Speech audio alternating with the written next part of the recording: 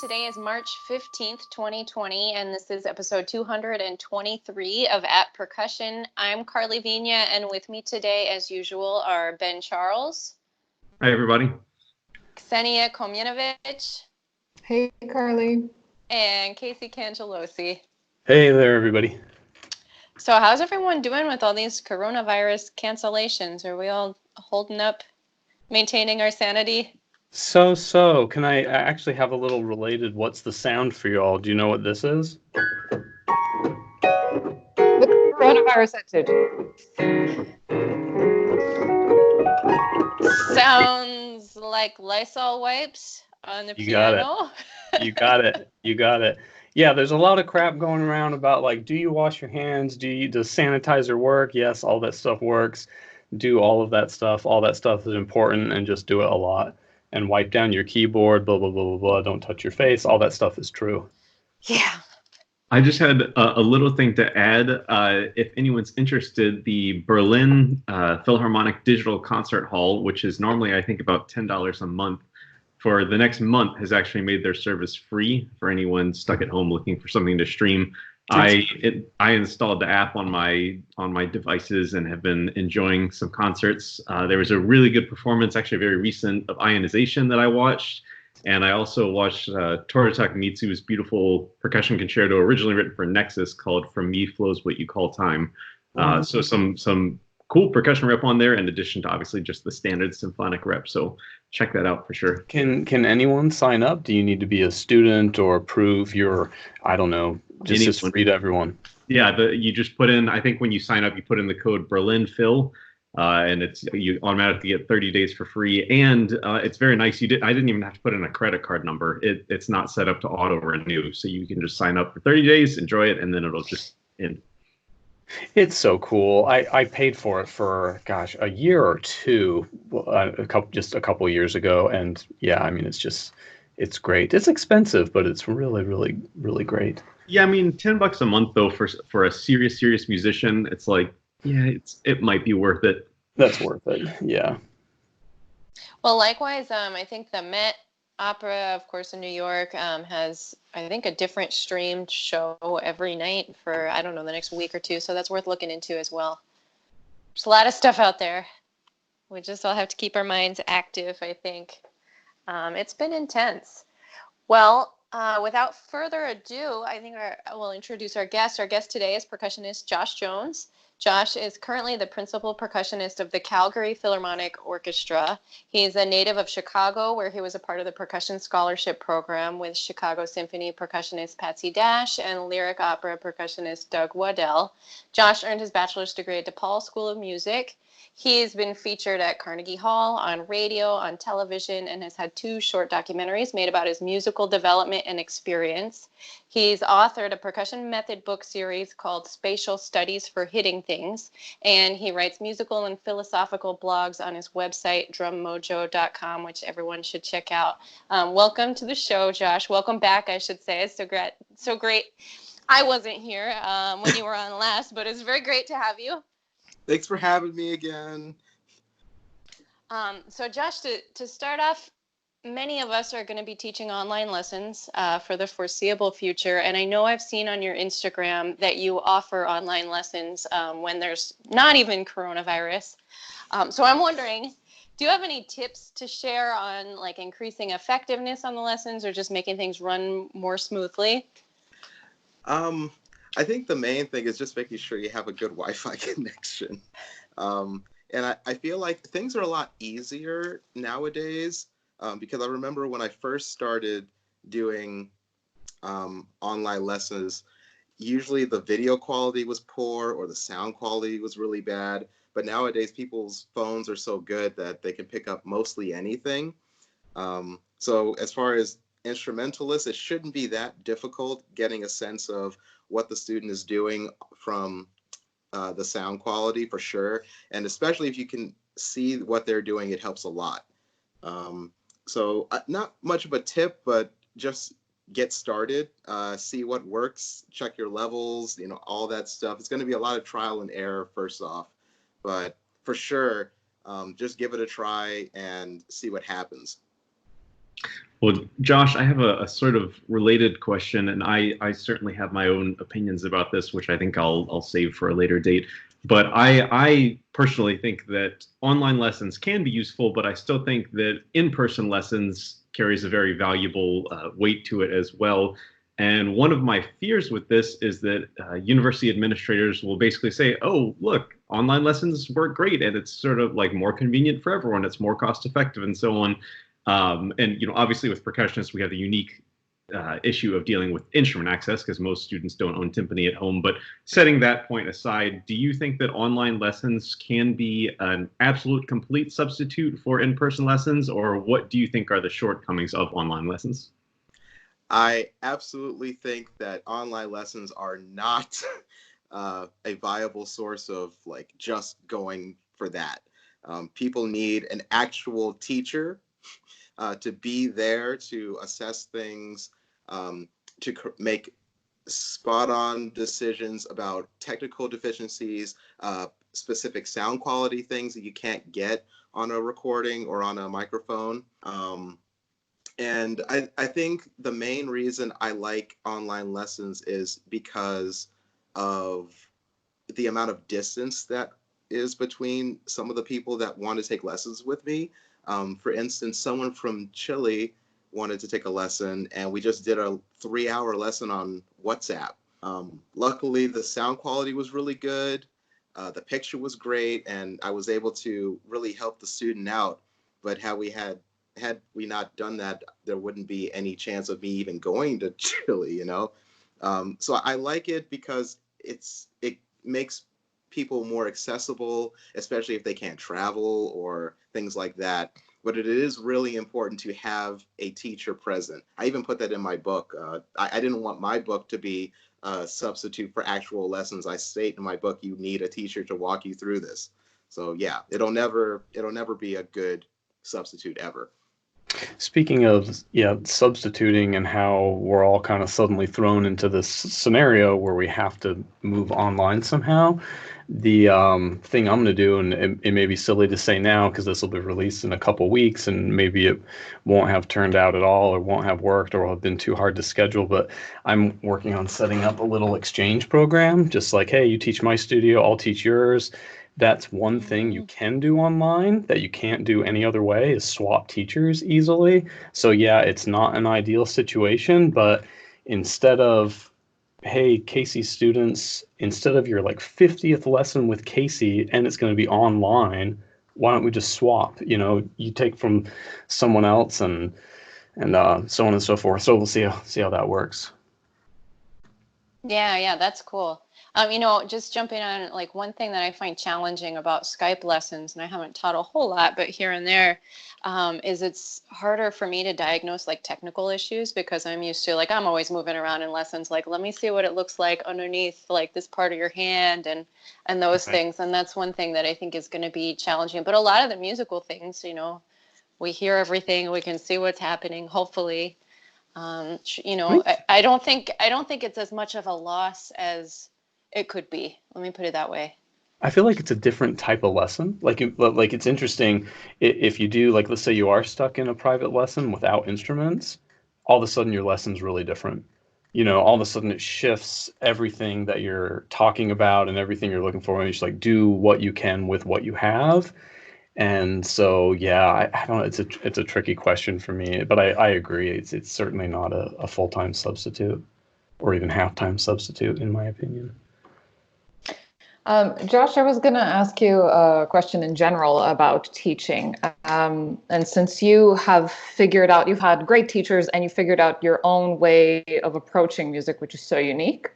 I wonder, when you teach, do you subscribe more to the approach that says, okay, I'm going to give you everything I know. So literally, like, here is a full recipe of here's what you're going to do every day to a T? Or do you believe in the value of creating sort of a thought gap for the students? So giving them, throwing them a difficult thing, which sort of makes them pause and be like, I don't get it. I have to sit and think on this. I'm not just going to be able to follow a prescribed method.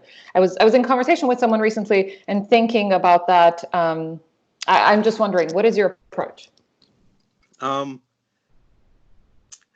I think my approach is pretty interesting because my prescribed method is a thought gap.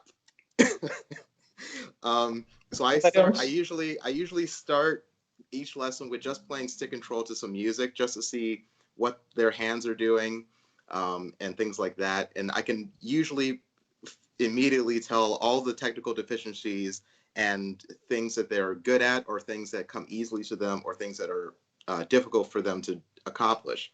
And so we start bare bones straight from just how to hold the stick, how to throw the stick properly, and how to like guide that into their normal, what they usually do technique. And then we usually work on a piece that they're working on. I kind of treat each lesson like my lessons with Doug and Patsy when I was younger. Start with stick control, and then we do the rudiments or things like that. And then we work on the piece that we've been working on and try to apply those things we learned in the beginning to the piece. That's cool. You believe in both. That's cool. Ksenia, what do you think? Well, what I find to be, I operate with both. I found that when I learn from people, I always adjust to their way of teaching. So there are people who throw me a philosophical thought, and I understand that I can't get it right now, so I have to build a bridge and I have to figure it out. There are other people like Matt Strauss who would give you a serious recipe that is literally to a gram, to an ounce of what you're supposed to do, and it works perfectly. However, I find that not everyone is able to adjust to both of those things, and people who respond to recipes only are unable to pave their own way to success. So if they pick a piece of music, they don't know how to diagnose what they're supposed to do about it if they don't have a mentor that's going to do all the problem solving for them. And some other people, they get really discouraged if they don't get it off the bat. If you throw a thought at them and you're like, well, could we make this sound like this? And they don't get it, they immediately become defensive and they're like, I don't get it. What does that mean? What do you want me to do? Is it louder? And you're like, well, right. No. Yeah, Do. Yeah. Awesome. Yep. What do you think? Well, I was going to say, I think it has to do with like the level of the student to a certain extent. Like a kid fresh out of high school that's never had a private lesson teacher, that doesn't know how to practice, that has no technique regimen set up in the first place, they're going to need the step-by-step, here's what you do. But Frost School of Music grad students studying with SVET probably doesn't need help on the techniques required to play Safa. They probably need big picture, sort of, what's the word I'm thinking of? I can't think of. Pie in the sky sort of stuff is all I can say. Yeah. I had one thing going back to the teaching online discussion, actually. A lot of us in the university realm here are obviously being sort of blindsided by, I've never thought about, I could teach a student a lesson online if they wanted, but I've never thought about how to convert my entire studio online for several weeks, possibly without access to instruments. I think one of the bigger issues comes from even though percussion ensemble, because we can teach lessons online, but you can't do a percussion ensemble online. That's just not a thing. Even if you gave assignments to prepare this section this week, if we don't ultimately meet together and play together, then it's not a percussion ensemble. So I had a thought I was going to share and see if anyone else has thoughts on this. But for me, especially with percussion ensemble, I think that this is a fantastic opportunity to lean into the sort of percussion history and percussion literature aspects of it, and studying the early John Cage works. And our students probably at most public state schools aren't playing Steve Reich six marimbas or something. So it's a great opportunity for students to learn about repertoire that they might be less familiar with. And I've thought about doing sort of the same with lessons. I kind of have to see what logistics dictate here with lessons, but I wonder if anyone else had thoughts on that, especially percussion ensemble going online. I think it's great. You can do whatever you want if your kids are game and they're cool, but you probably have to be careful, because if it's not in the syllabus and it's not in the class description, it's not in what the course dictates, suddenly you could use the opportunity to do a really cool project, like, hey guys, here's a click track, so-and-so, I want you to record a track, and so-and-so, I want you to add on to it. And then all of a sudden it becomes this big 30-piece music industry project, and they all get recording experience or something. But yeah, I think all of our students would probably be happy to do that, but you'd have to be careful, I think. To that end, I actually, in an email exchange with my department chair, I mentioned this. I said, I thought about maybe diving into history and literature, but it starts to get outside of the realm of the course description, and that's problematic for our legality, basically.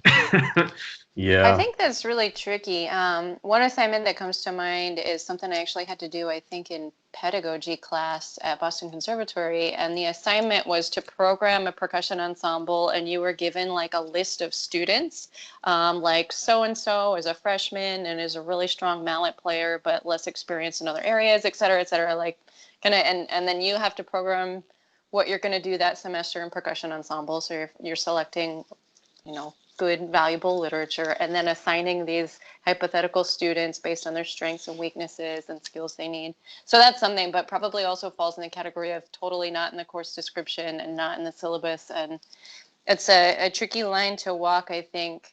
The other thing that we all have to think about is, a lot of our students, some of our students are going to run into issues with internet connection. Some of our students are going to run into issues with paying the bills because they might be out of work.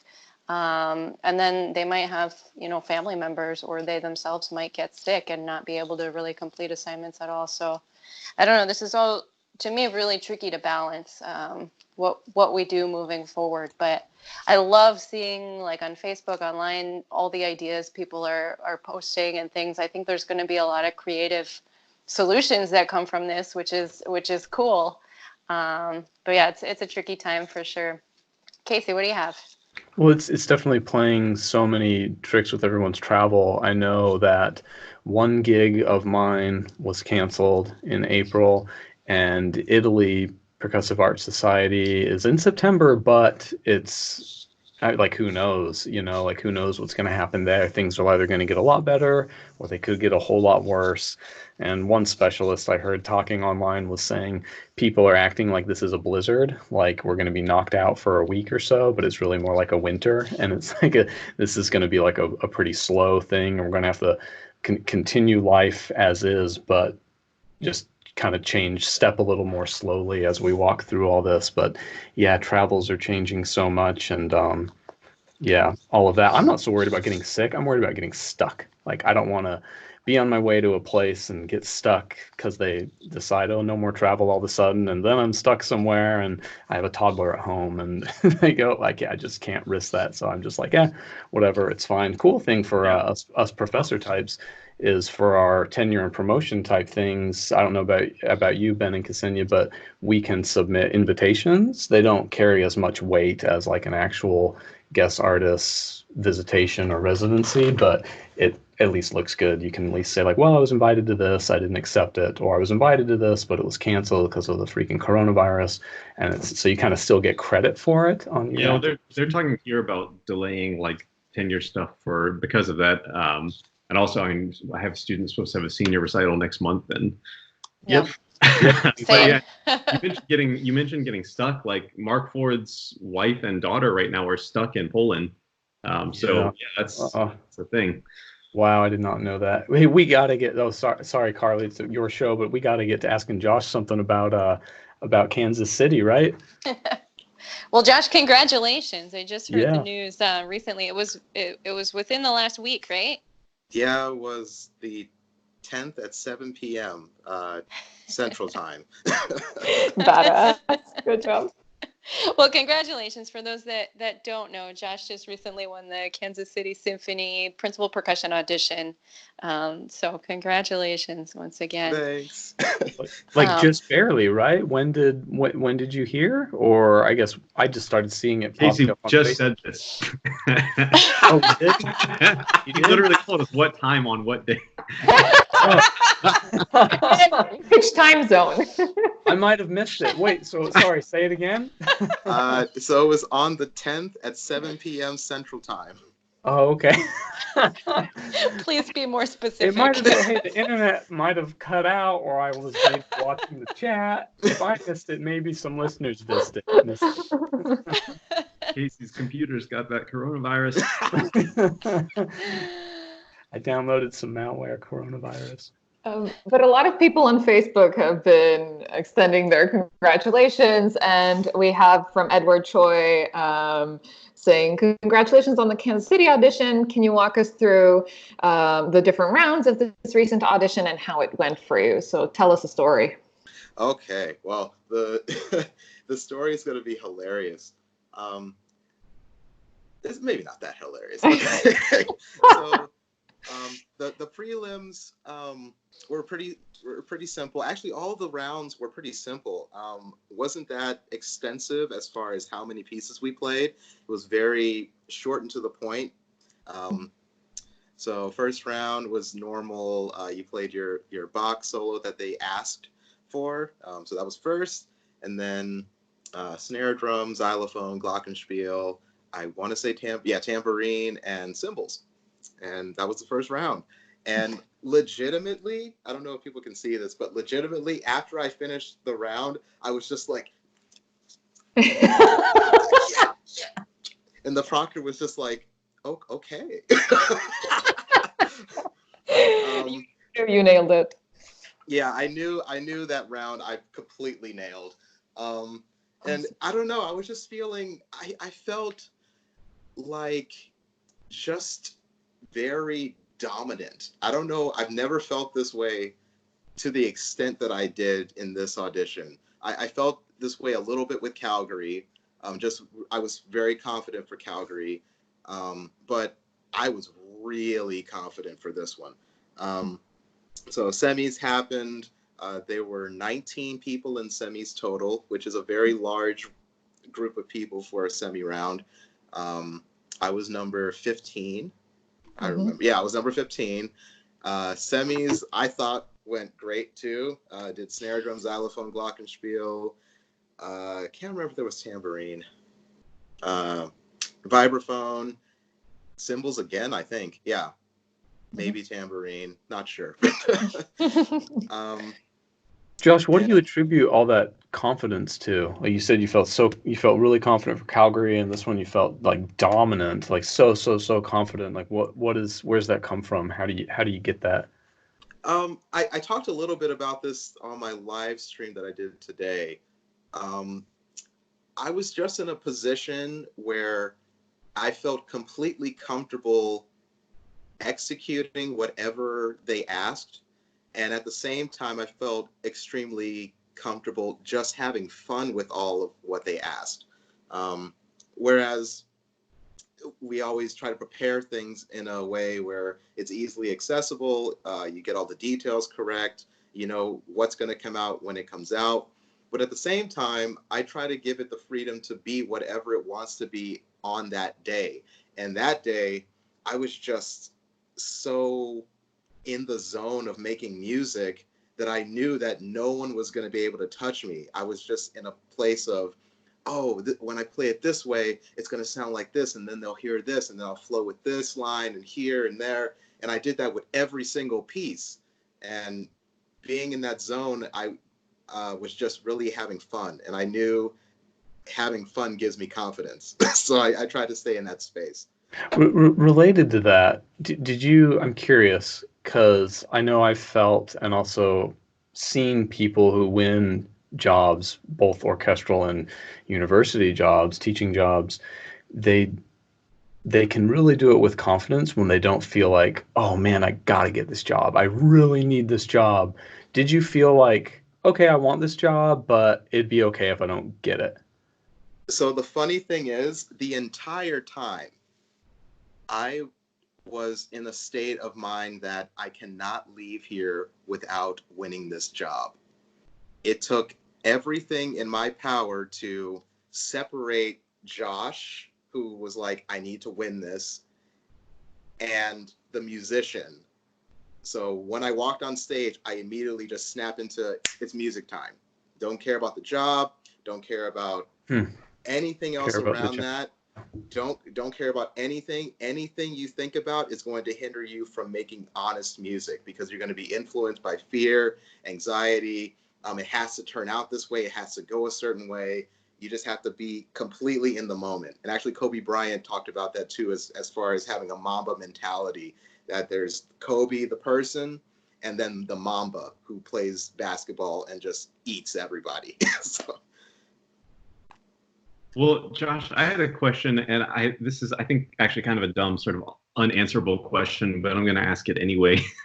Having known many people that have gone down the orchestral audition route, there seems to be this common trope of it's either a win or a loss. And statistically, most times it's a loss. And I've heard so many people, yeah, I got cut after xylophone in the first round, went back to my hotel room and downed a bottle of bourbon. And it's just like, I've heard so many people that go down this path. It's like, you just sound miserable. And you are such a positive person, it seems, always. And do you think that's just your personality, or is there anything you do that in particular you think that helps you stay so positive and wonderfully motivated like this? At something Keith Aleo told me was after I took my one and only New World Symphony audition. I had thoracic outlet syndrome. I was extremely exhausted, and I was really worried about a lot of things. And Keith could tell when I walked in the door that I was not myself. I didn't play the normal way that I played for him and things like that. And he called me a couple days later and told me, whatever you do not ever, I never want to see you not make music ever again. And wow. I promised him that day that I would never play like that ever again. Next thing I know, I win Calgary. It's at the end of the day, all we have to do is just make music. It doesn't matter. Like, nothing else matters. I mean, you know what I mean? Everything matters, but that tends to cloud honest music making. And I think me holding on to the facts that I love making music, I love hitting things, and keeping it that simple as often as I can makes it easier for me to just have fun, to explore more, to keep trying, and to keep going back to the practice room and working on all the stuff I need to work on. And it is a paradigm shift for a lot of people, because obviously we have the stereotype, or this thing that people say, oh, if you don't win a orchestral job, you're not a good musician. Like, you winning a job has nothing to do with your musical ability. Like, it's, at the end of the day, it's a subjective audition, you know? So it is a paradigm shift for a lot of people to get away from that mindset of, I need to win this job so that I get respect, or I need to win this job because this will be a tangible evidence of my work.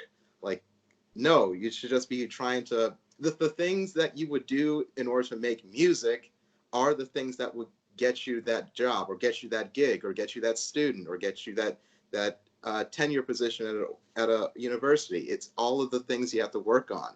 It's not the event, it's the journey. So there you go.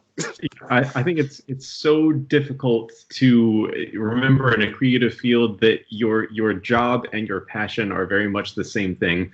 Like, I don't think accountants are walking out of the office like, yeah, I got that W-2 in today. it's a totally different thing. Whereas in the arts, when I finish my taxes, I go, yeah, I freaking did it on time.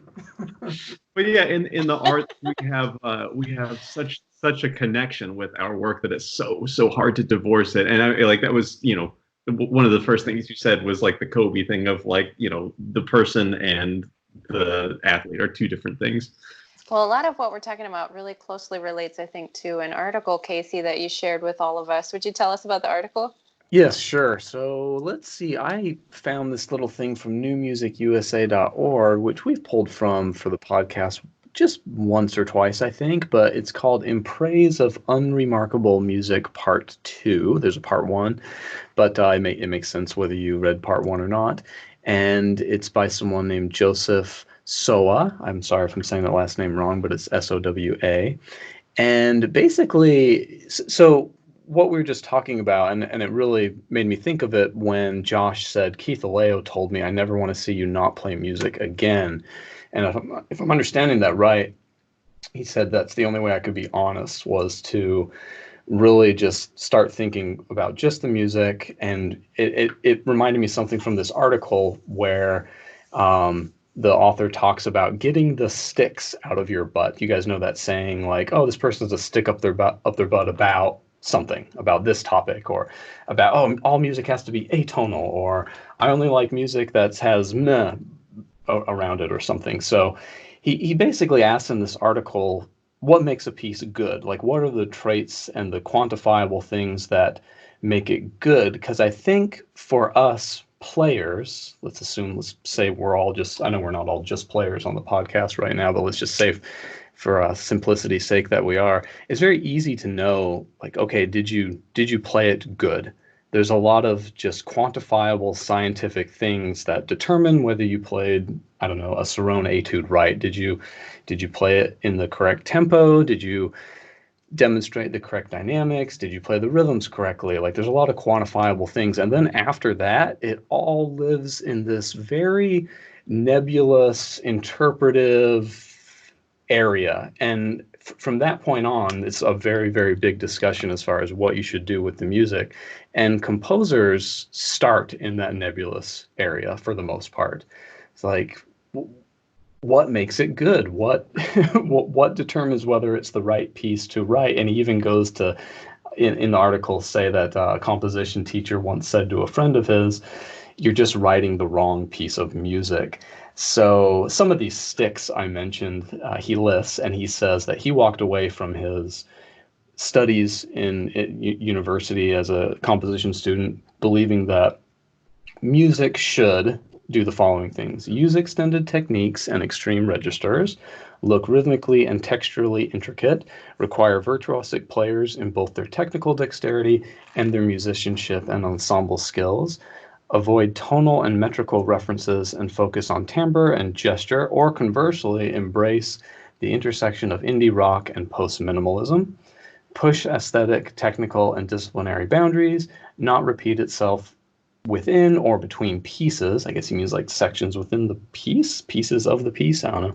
Create new forms and systems for each piece, be obscure in its emotions and evasive about its extra musical connotations, dismiss or transcend cultural specific musical symbols or topics, have a sound intellectual justification for its pre-compositional plan or its compositional structures. And he goes on to say, you know, these are the things I was left with thinking I need to have in my music. But if you force those things, it's comes off really disingenuous, and it might not be your music. And there's nothing inherently wrong with these specific characteristics. But basically, I was taught to think this is what my music needs to be, and when I force those things, it's not good. And it's actually the things in between those, the unremarkable stuff, as he puts it. And I don't agree with that terminology. I think remarkable means something else. It just means something to remark on. So, and actually, anything that was worth talking about is remarkable. But anyway, what did you guys think? Did you guys read this? Did you take a peek at this or have some opinion? You know what I liked was seeing the list that the author had of here's all the things that I feel makes music valuable, basically. And it made me think about, you know, something I've been thinking about a lot lately anyway, is what do I like about music? What makes me think something is good versus, you know, less good. And so I'll share a couple of things that come to mind, and I'm also wondering what you all think, what kinds of characteristics you're looking for. So I've been noticing that a lot of times the form of a piece really speaks to me, especially when things come back as recognizable or somehow transformed. That's something, I think, to everybody, but that's something that is really powerful. Ultimately, like, it's got to communicate something. Doesn't matter what that is. It could be any number of things, whether, you know, realistic or totally metaphorical or anything in between. I really like pieces that offer some new perspective in some way, things that are challenging to the performer and the audience in some way, not necessarily like super technically challenging, although like we all like seeing pieces that are technically challenging, but challenging maybe the way a piece like In a Landscape by John Cage is challenging, like just kind of managing the peacefulness of it. And ultimately, like with any art, what I really value is that it leaves you feeling different or thinking differently than you were, or feeling differently than you were before you experienced it. So what do you guys think? What do you think about things that will be on your list? I mean, Ksenia. I was gonna actually remark first on the article. I really like this discussion. However, I think that the conversation is not at all about whether something is good music or not. I think it's a linguistic fallacy to talk about that, because what we're trying to say is, what do we respond positively to and what we like? And what we like has nothing to do with its inherent value. So whether someone is, it's the same when you talk about people, obviously. We might say, oh, that's a really good person, but what we mean is that we enjoy them, we find some virtues in them, and they're pleasant to us. It does not mean that that person is incapable of doing something wrong, and so on. So I personally think it's a thing that requires us to look closely into how we express ourselves. And then, like what Carly said, is to be able to locate what are the triggers that make you feel connected to things.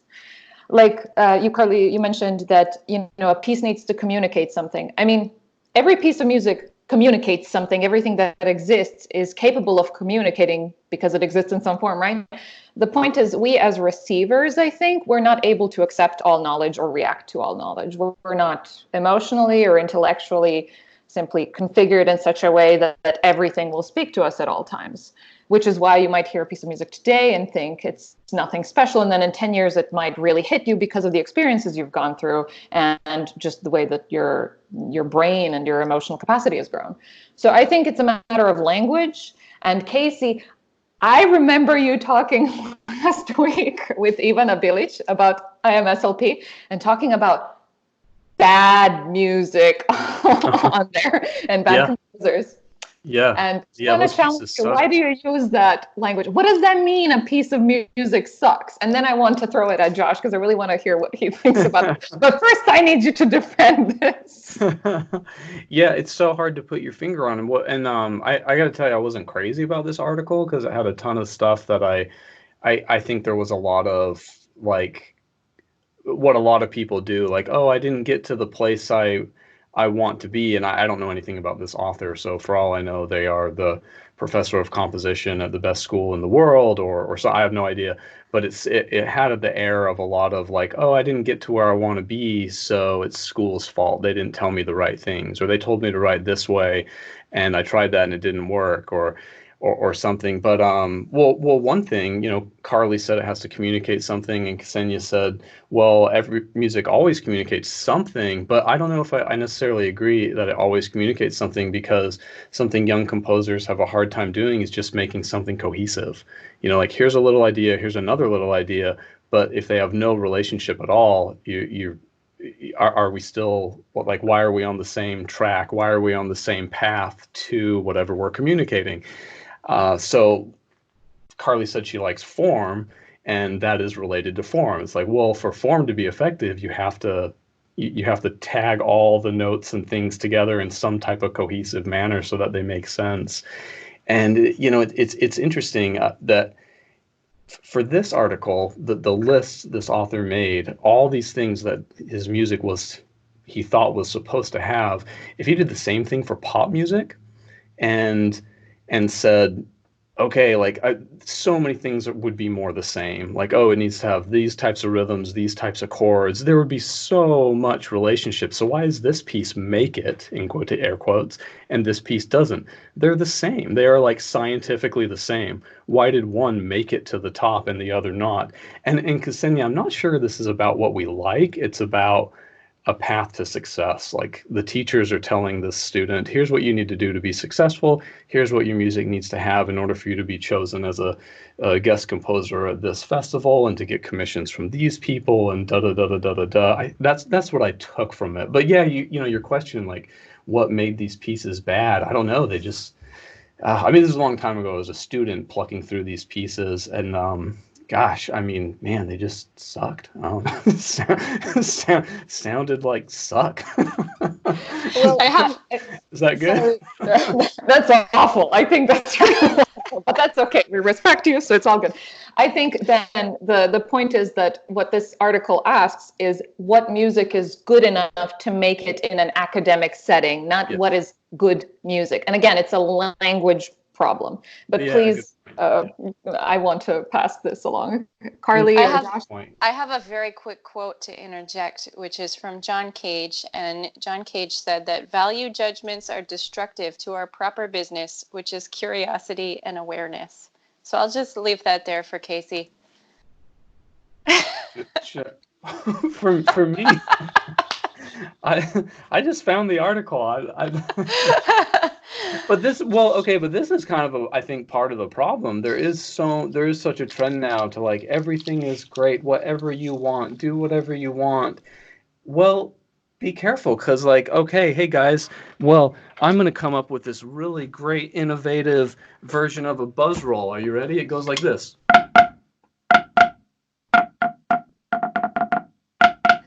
No, that was a horrible buzz roll. That was not, in fact, that wasn't even identifiable as a buzz roll. Like this, I think this problem is more scientific than it is like touchy-feely. And there are much more, like I said 20 minutes ago, there's so many very distinct quantifiable things in playing, but it's so hard to apply those to composition. But I think there are far, far more of them in composition, but it's just so hard to talk about. It's very, very hard to explain and hard to talk about. I think one thing you said that is undeniably true is it's very hard to talk about. Whenever anyone brings up a discussion about good music, the one person that pops into my head every single time is Nadia Boulanger, who is maybe the greatest, arguably, composition teacher of all time. I mean, her students in Astor Piazzolla, Aaron Copland, Quincy Jones. I mean, just huge genre spanning.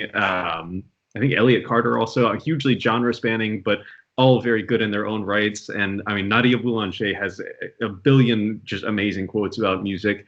And one thing is she's remarked that she can enjoy, she says basically great music is great music, regardless of genre. She enjoys any good music, which again, getting into that weird place. But I just had two quotes that I wanted to share from Nadia Boulanger without giving any opinion of my own. One is that Quincy Jones says Boulanger told him, "Your music can never be more or less than you are as a human being." And the other quote I wanted to share is, where did it go? Sorry, I just had it a second ago. Edit this part out. Here it is. Again, another Nadia Boulanger quote. "I can tell whether a piece is well made or not, and I believe that there are conditions without which masterpieces cannot be achieved, but I also believe that what defines a masterpiece cannot be pinned down. I won't say that the criterion for a masterpiece does not exist, but I don't know what it is." So, like, obviously kind of walking the fence there. But yeah, like I said, I just wanted to present some Nadia Boulanger wisdom without giving any opinion of my own on it. It's really good. Smart. Hide behind her. Josh? I actually made this quote when I was teaching somebody. I feel like music is curated sounds of life. And something you mentioned, that our experiences really not define, but give us a path of what we like, what we dislike, what we're drawn to. And I find that I'm mostly drawn to the same type of music, no matter what genre it is, whether it be something that makes you happy, something that gives you peaceful thoughts, something that makes you sad. And I think that in order to make good music, whether you're writing it or playing it, you have to do it from a place of just expression and not trying to pinpoint what will sell, because there's a lot of things that, like Casey was saying, there's a lot of pieces or songs or pop music that sound exactly the same, but you can tell which one is just, yeah, this person was just having fun. You listen to the new Eminem album, and his last album before this new one. I can't remember what it's called, but Music to be Murdered By. The one before this one was a little more Eminem, what he wanted to put out there. And people didn't like it because they were like, oh, we missed Slim Shady. Bring back Slim Shady. And then he brought back Slim Shady for this new album, and everybody likes it. So you can't just make music based on what people will like. You have to be honest with what you want to put out there. So I'll say all that. Yeah, that reminds me so much of like the whole Charles Ives thing. Of Charles Ives, obviously he sold insurance for a living so that he could have his income covered, and he was very successful and could write whatever he wanted. But then also, I feel like this is going to be just something that just like lights a fire under Ksenia for some reason. But I'll go ahead and put it out there. Not based on any history so far. But there's this great quote. I think it's from Martin Mull, who I think is a music critic that I always bring up in my first music appreciation class that I teach. And it's something along the lines of like, talking about music is like dancing about architecture. It's a very stupid thing to want to do. And I mean, it's like these discussions like this can just go on and on. But for some reason, this is the first time that's ever happened in my mind. I started thinking about architecture and designing a building. And, like, what's a better building, like the Taj Mahal or World Trade Center 1? Well, it's kind of a stupid question, but what's a better building, the Taj Mahal or this mud hut that I built out in my backyard? And then at that point, I think that we can clearly see, well, one is a bit more majestic than the other one. So yeah, I think it's like a very like slippery slope to kind of go down the discussion of what is good music, or even what is music in the first place, as some people might start to ask. But yeah, and I mean, the mud hut might actually be in some sense a better building because it's cheap to build. It provides me shelter. I don't live in a mud hut, but it's cheap to build. It gives me shelter. It's easy to understand. It's functional. It's accessible by more people. So maybe the mud hut's the better building. I don't think it is, but yeah, and that can get into a discussion of pop music versus classical music or art music, whatever you want to call it. Who wrote a better tune, the Beatles or Stravinsky? So I don't know. Anyway, I feel like Ksenia has something to say after all that. It's just what I don't understand, the obsession of trying to compare something being good or better. Like, the point is, in conversation we can talk and articulate what moves us, and we can learn more about that and then gravitate towards that or explore other things. But I really don't understand this whole like juxtaposition and like, let me try to compare apples to like red or whatever. Well, I think the need to do it is because they want to make a living. They do in fact need to do it. Yeah, of course. If all this was like, we can listen to it when we want, and it was all just, hey, yay, Misty, whatever. But no, I mean, these people are trying to make a living doing it, and they're paying whatever astronomical amounts of money to study with the best composition faculty in the world at various places. No, it's not just fun and games. I mean, they need to be successful. And this reminds me a little bit of, I sat on a panel in the audience. I was not on the panel, but the Kronos Quartet, very famous string quartet, Kronos Quartet that championed Terry Riley and a lot of music. And they came to the Rice University, and the comp faculty and all the comp students were in the audience, and all the questions were the sort of the nature we're asking. What do I need to do? What does my music need to have to be played by you? What has it got to do? Why can't I break through? Like, why can't I get a group like the Kronos Quartet to notice me? So no, they're desperate to figure this out. And the answers were a lot of what we were saying. I think more in the lines of what Carly answered with initially, which the Kronos Quartet simply said, when we judge these pieces and we're going to select a winner, yeah, I mean, we don't know the theory and the compositional techniques to the extent that probably a lot of you do, but that's not what we're looking for. We're trying to imagine what it would feel like to play this piece. We're trying to imagine what this would be like, and like, oh yeah, I can really see us doing that on stage and creating this effect with it. And I can really see us taking this other piece on stage and just knocking it out of the park, and it would be like a killer encore. Like, they think more in performers terms.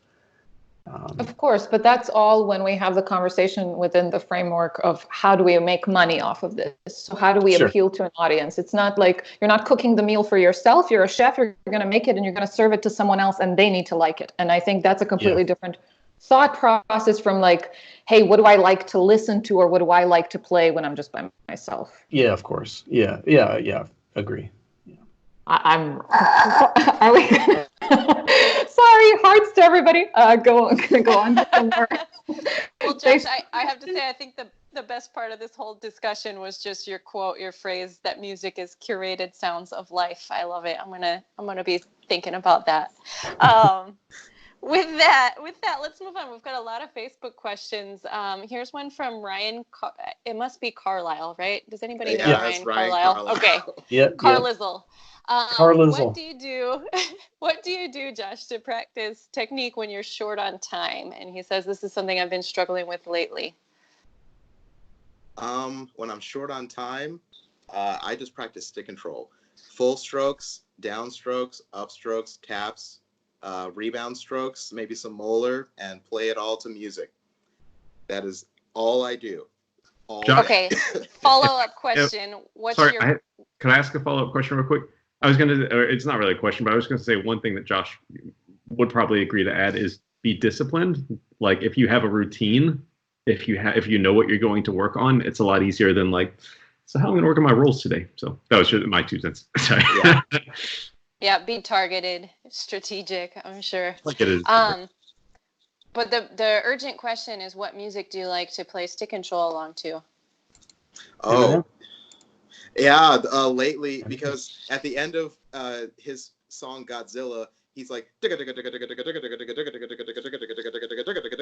like it just goes on for like 35 seconds.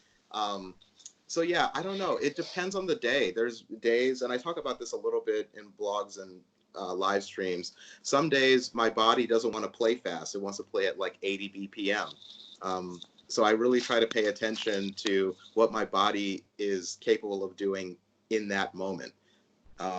So I have a list of playlists, some for paradiddles on Spotify, some for slow music. I have a calm section on my phone. So it just depends on the day.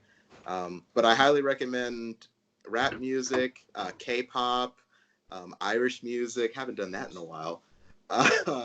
Brazilian, Portuguese music is great. Just anything that you feel you can have fun with, and you don't get distracted by this needs to be perfect. You know, you of course you're looking to improve, but you don't want to sacrifice enjoyment for I need this to be right. You know, you want to make sure you're focused in a calm mindset.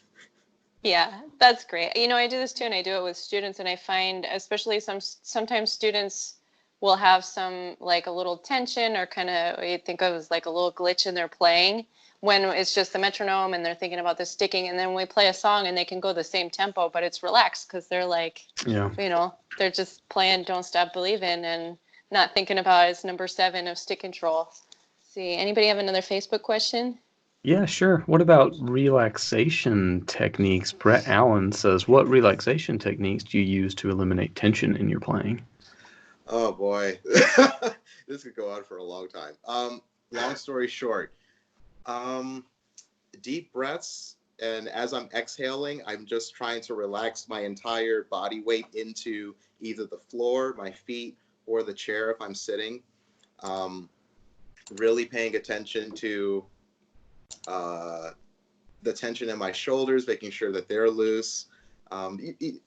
You essentially are doing what is called a body scan. You're just scanning all parts of the body for any unnecessary tension, whether you're trying to stabilize yourself or stabilize your arms. You want to make sure that you don't have that unnecessary stabilization. If you just rest, it'll just sit anywhere you want it to sit. So yeah, body scan is basically the same thing that I would do for relaxation techniques. Other than that, slow movement, especially when I'm learning pieces, just so that I can be aware of how my body is moving, whether or not I'm stressing to get to an area or to a note. And then I can really choreograph my motions and see what I need to accomplish in order to get to where I need to go. Whether it's just from a snare drum roll that's fortissimo to a triple P hand-to-hand 16th note passage, I really need to make sure that everything flows together, as Chris Lamb would say. So, yeah. I was going to add, you mentioned just deep breathing. And by the way, Ben, Lieutenant Commander Data does full body scans all the time to make sure he's prepared for whatever the next endeavor is. So I thought of you. But anyway, I think for a second, because I thought you said David, because I hear Captain Picard's voice saying data. So yeah, Lieutenant Commander Data. Hey, but something Sam Solomon says in his How to Write for Percussion book, just related to like taking deep breaths. He doesn't say you need to take deep breaths, but he does warn composers that a percussionist's heart rate can be really something you should consider. And I believe the example he uses is if you have them play fortissimo crashes on crash cymbals for 50 crashes in a row, and then 2 bars later ask them to play a very soft snare drum roll, that's not going to work, because their heart rate is going to be so active. So I mean, like taking deep breaths, it's not even like some mental trick. No, it is like physically like slowing you down, and it is like actually slowing you down. Yeah, and I try to, something I noticed that all the time when I played, and I wanted to be able to control my heart rate. So I really did a lot of breathing exercises, especially for auditions, because sometimes you'll get in a position where you just finished playing cymbals and they ask you to go play Kiji again. Like, yeah, okay, how do you do that? You have to really be able to just go back to ground zero. And the same thing with your mind. You have to know how to calm your mind. So I do a lot of meditation. So yeah. Just following along with the relaxation techniques, I've got one from Ben Millison. Ben says, I remember from an Instagram post that you talked about focusing on your chakra. I don't know, one chakra or multiple chakras. When and how did you start thinking of these things in relation to music or in general? And how do you find this influences your practice and performance? This is going to get weird. So my first introduction to chakras was Avatar: The Last Airbender. It was a TV show for kids, which really is a TV show for adults. A lot of adults like that show. I've never seen it, but everyone's like, that's such a good, like anime style show, right? Yeah, it's really a coming of age story if you look at it. So I personally don't know that much to be the authority on chakras, but something that each chakra is attached to, if that's the thing I could describe it as, are emotions and relation to either yourself as a person, or relation to the world around you, or relation to the cosmic space. And I found that whenever I thought about chakras, I would always feel super grounded. And I was talking to a friend in Chicago who owned a stone store, and every time I walked in the door, she says, "Oh, you're bright red today again." And apparently red is the color that is associated with the root chakra. And so I was like, oh, so this must be a thing. So of course I'm going through YouTube trying to find how to access and unlock your chakras, because depending on which one is blocked, it means a certain emotional state or connection is blocked. So for me, the things that were blocked were the heart chakra, if you can believe it, and the throat chakra, which means I'm very shy. I was very shy about what I said, which means I would be very shy about what I decided to play. I wouldn't be very open with what I decided to play.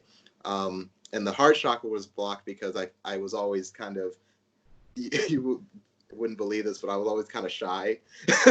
And I didn't really, put myself out there too much. So I had to really work on that in life and not just meditating. Like you could always meditate, but if you're not trying to put yourself in those positions, that you're not really doing the work. So yeah. We've talked about chakras on the show and the relationship of meridians to gongs, gosh, long ago. But yeah, just for anyone, Josh mentioned the root, which is the lowest chakra, and then there is the sacral, which is like in your stomach, and then there's the navel. Love is in the heart, communications in your throat. Intuition is the brow, and that's in your forehead, and then the crown sits on like right on top of your head. Google reminded me just now. So if any of that's wrong, something really interesting. There's those also of us pitches. with extra research time. Pitch for every chakra too. Yeah, very cool. Casey, do you have some history for us today? Sure. Yeah, I sure can. So I try to give you all a little something that happened on release date. And today, a couple things happened. The first performance of Beethoven's First Symphony was occurred. So yeah, first ever Beethoven Symphony was premiered today in the year 1800. And then also in Symphony News, 1944, Shostakovich 8 premiered in New York. I believe it was performed in Russia, in Moscow first, but it premiered in New York on this day. Josh, have you ever done Symphony 8, or has anybody ever done Symphony 8? No, I have not.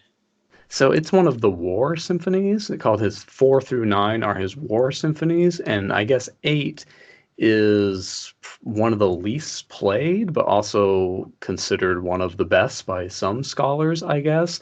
And I really do like 8. I think 8's really, really good. It's called the Stalingrad Symphony, and all these war symphonies are all, hidden metaphorical commentary on Shostakovich's thoughts about being, under Stalin's boot the whole time, and that's why they're called his war symphonies. But the scherzo in 8, we have the excerpt from 10 for snare drum, and that's of course a really, really cool scherzo. But man, 8, the scherzo in 8 is so cool. There's timpani, really active timpani in there, but it's not an excerpt or anything. I don't know if you guys have heard that one before. Wait a minute.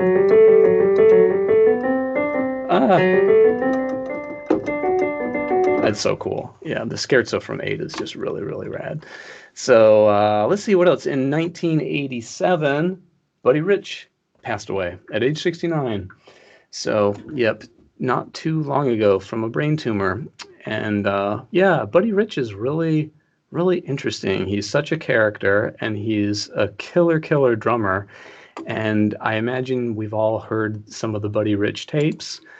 And unfortunately, I think the tapes might be more famous than his drumming, because I learned that Jerry Seinfeld from the Seinfeld show, I guess a lot of stand-up comedians were passing these tapes around, and back when they were literally tapes you had to pass around, and they thought Buddy Rich was so funny cussing out his band. So if you don't know, Buddy Rich was really, really aggressive with his bandmates when he didn't like their playing that night, or for whatever little small offense they would do. I mean, no offense was too small. Buddy Rich would just historically berate these. I heard he once fired someone for having a mustache, or just, something like that. I've heard that too. I also read that he needed to be that angry to play good.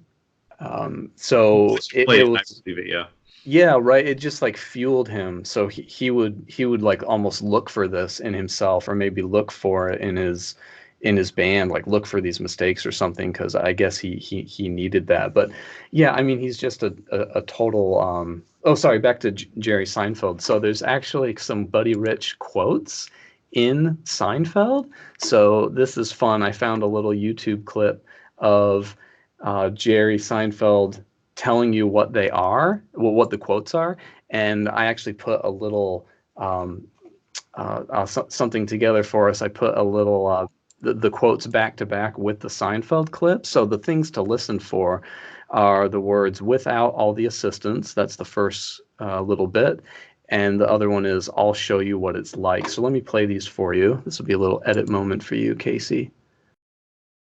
I got a band you got up there. without all the assistance.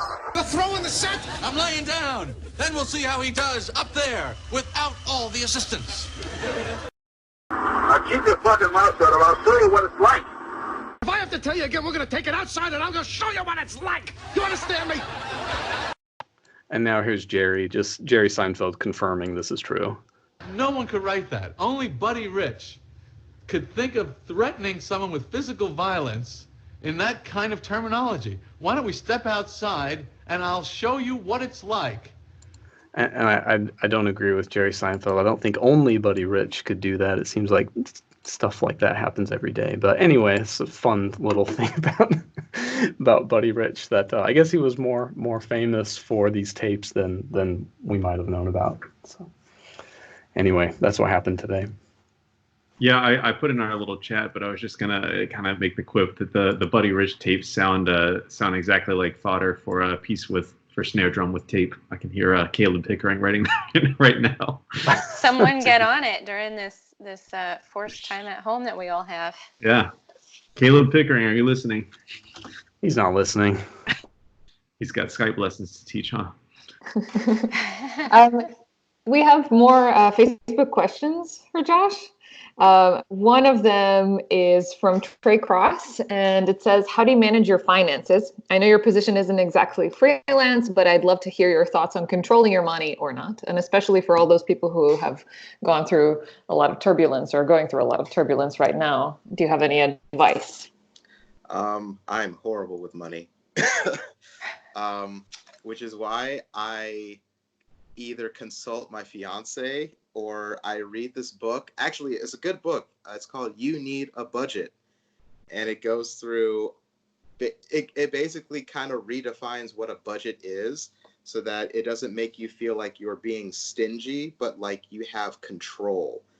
You're really making honest decisions on honest decisions on your money. And also it makes you aware of where all your money's going.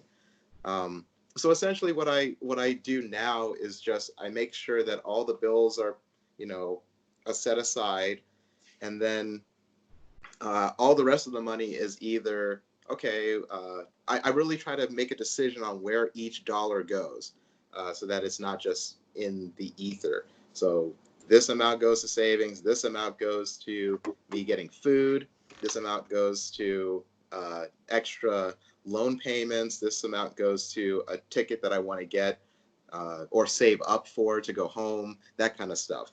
So that's what I do. I was just going to add, when I hear this topic, musicians I think often are a little deceived in thinking that finances for them is so different, and it's really not. Like, you just need to spend money wisely, and I don't think you need some brilliant plan. Of course, you want to keep track of your business expenses that are for music, so you buy a pair of sticks, you buy a USB microphone for the podcast, you buy a gong, yeah, sure, all that you can write off when you do your taxes, but that's kind of the only thing you really have to pay attention to. Other than that, just be smart. And if you're wondering, like, oh man, I'm a musician, I'm having a hard time something financially, just like for 2 months, keep track of how much you spend on coffee. Just see. You may be blown away to learn you're spending $100 a month on coffee. And then you don't need to know anything. It's like, oh, I just spend too much money. Like, I don't think there are too many tricks. There's just discipline, really. I will add a couple of quick things, especially based on what's happening right now. I found a website. The URL is a little lengthy, but it's COVID-19 freelanceartistresources.wordpress.com. And it's basically a long list of a lot of the things we've been seeing circulating on social media anyway. But there are foundations and there are like groups that are fundraising for money that freelance artists are eligible to apply for, because the tough thing, especially for freelancing right now, is that, a lot of these contracts, if you have a contract and it's good and legal, it could still say that, there's a clause that says force majeure or an act of God, basically like we're not responsible, sorry. So anyway, we'll be thinking about everybody that's going to be in financial hardship for the next who knows how many weeks or months, what happens. But that is one resource that should be good. And I know there's other things out there. So it's worth, I think, well worth the time to look for it if you're in a tight situation. This is from Ted Jackson, and Ted asks, what were the main differences in your fellowship positions and your CPO job, and how did those help you prepare for your most recent audition success? Oh, man. The fellowship positions were really just like section positions, essentially. But I think the first one specifically taught me the ins and outs of the gig as far as day-to-day, let's see, just the day-to-day experience in an orchestra, dealing with rehearsals, rehearsal etiquette, and performances, working with people every day or every other day. And then along with that was also the teaching and mock auditions that I did at Detroit. Then going to Pittsburgh, I really didn't have a lot of experience in Pittsburgh just because of how fast the Calgary win was. But the one thing that Andy Reamer did for me towards the end of my time there was he gave me a list of things that a principal percussionist was supposed to do. And he's an extremely good principal percussionist. So he walked me through, I think we sat for like 2 hours and just sat and talked about what he does day to day, how he assigns pieces, how he does setup charts, when he does setup charts. And we just sat for a couple hours and just talked about those ins and outs. And coming into Calgary, I feel like, or at least I felt like I had a good grasp of, okay, these are my duties. These are the ways things are supposed to go. Of course, I had to update a lot of stuff because this specific job is a little different than others. So I had to adapt a lot. But had I not had those conversations with Andy, I probably wouldn't have been as prepared for this position as I felt I was. And of course, doing the job for 2 years, 2 months, and 17 days, but who's keeping count? Doing the job, you really learn a little, not shortcuts, but you learn what things work for you specifically, and then what things work for your colleagues. And it taught me to be very flexible, understanding of everyone's needs. And it also taught me to be patient and also to listen and know when it's time to speak. Because usually what I would do, I would just listen. I wouldn't say anything like, okay, this person needs this person needs that. But as principal, you are in charge. Like, it is your job to tell people what to do. And so I needed to gain confidence, again, throat chakra, to tell people, hey, I want you to do this. At this bar, please do this. Can you please move the drum here? So I would say those positions really prepared me for the day-to-day work, but not necessarily the audition experience as an audition experience. I feel like it taught me more about the job than how to get the job. Do you think they knew anything about like these excellent personality traits of yours? Because I think, man, I would like be thrilled to have you as my principal percussionist. Like I would love to hear that order from you. Like, please move the drum over here. Like, man, I'd do anything for this guy. He's so nice. He's so happy. He's so, he has such good ideas about music. Like, you'd be so easy to take orders from. Like, how does that come across in an audition?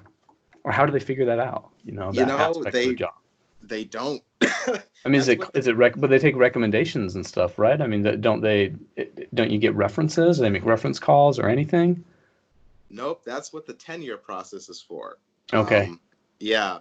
So if there have been times I've heard people have won principal auditions and they immediately start changing things.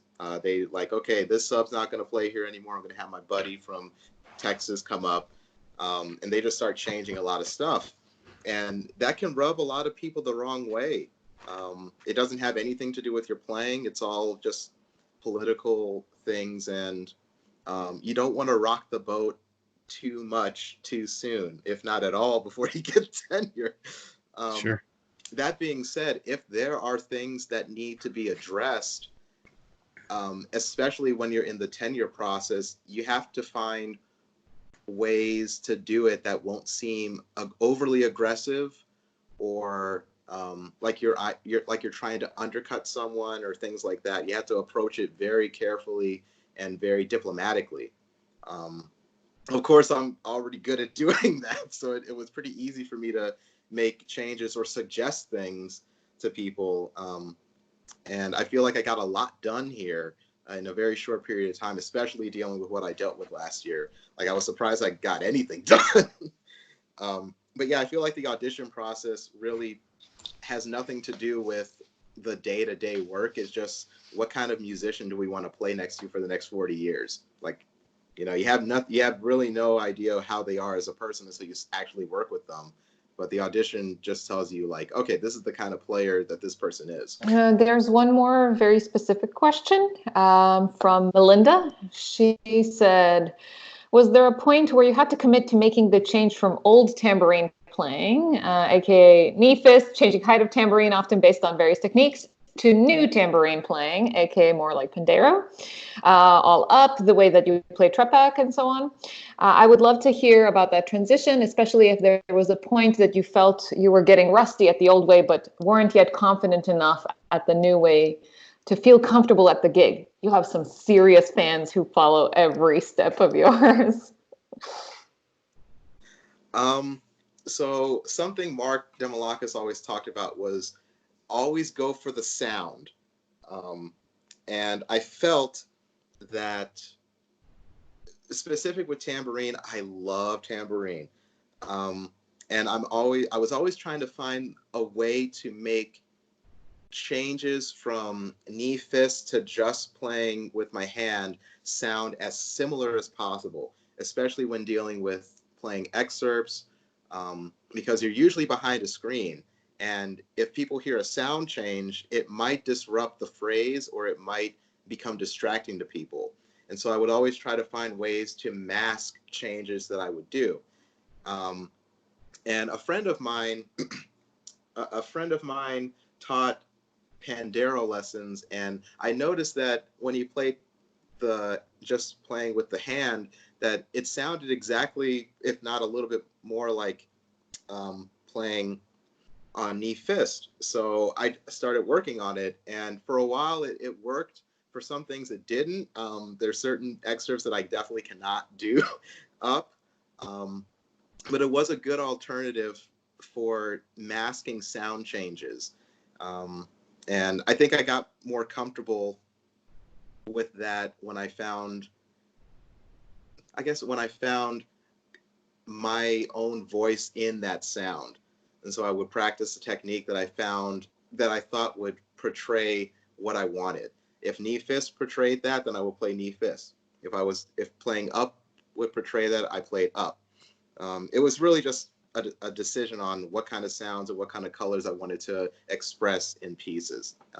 So I don't not ever play knee fist. There are certain places where I have to do that, but it all is up to my own discretion. And I feel like, having done a lot of auditions, I've managed to mask a lot of knee fists and playing up pretty well now. So yeah.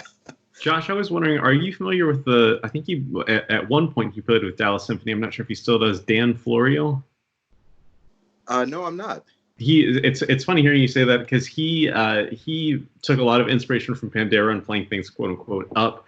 And I think he said it was in the finals of Dallas was Carnival Overture. This percussionist in the Dallas Symphony played Carnival Overture up for the finals of the audition because there was no screen. And he said that, and he used that sort of pandero technique, which I'm probably very poorly demonstrating. But he said that he thought there was such an effect to, with no screen, to how it would project both, sound-wise, but also just it's showy, it's flashy for the audience to see. Obviously, you're doing it for the sound in particular, but there's also that added benefit to it. So yeah, I tried to work on that for a while, and a couple weeks in, I busted my knuckle open, got blood all over my tambourine, and never touched it again. How was Pandero, Ben? Was it like this? It's like this. Oh, like that. Got it. Okay. Yeah, it is very showy. And I think it's good for the audience. You ever bleed? You ever bleed, Josh? Oh gosh, there was one concert coming back from the summer when I started my chemo treatments. I hadn't practiced tambourine in a while, and then we had to play, I forget what we had to play, but I was playing tambourine. Iberia. We had to play Iberia. Man, first note, I just completely busted the underside of my nail on the first tambourine note. And I was like, this is going to be a long concert. So, of course, I had to use it a little bit for some thumb rolls, but then I immediately switched to my ring finger instead because it was too painful. Can I tell you guys the grossest? This trumps all stories. So playing in my ska band in high school, either high school or early college, and blood blister here, which I think this is the only one I've ever gotten. But you know where your fulcrum is and the stick moves right there on your first finger, going back and forth, and this big blood blister. Man, as I'm thinking of this, I'm gonna cut this out, but I'll tell you guys. And like it hurt, and I was riding on my crash cymbal, and all of a sudden just like this pressure relief, and blood was trailing up the stick, and it was hitting my trumpet player, and he stopped playing and said, "Oh my God, stop!" Like he turned because I guess Please leave that in. Should I leave that in? That was really gross. Leave it in, yeah. That's got good technique. Pretty gross. Oh. Ksenia, do we have one more Facebook question? Yes, our last Facebook question is from Will Marinelli. And Will says, in times when negativity seems to be omnipresent, how do you find positivity across all areas of your playing? I mean, we've addressed some of your mindset at the beginning of the episode, but please do share some more of your secret recipes with us. Approaching it, you know, we should be grateful for what we do. Yeah, it's really hard, especially, I mean, I've been through a lot.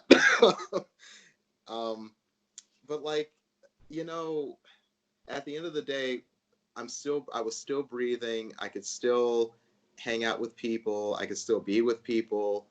And at the time, I could still play music.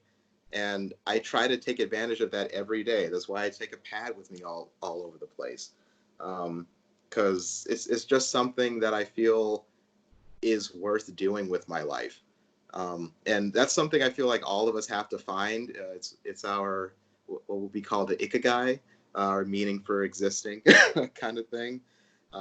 Just finding something that is worthwhile doing every day. It doesn't have to be, you know, something big. Just find something that you feel happy having done that day, even if it's small.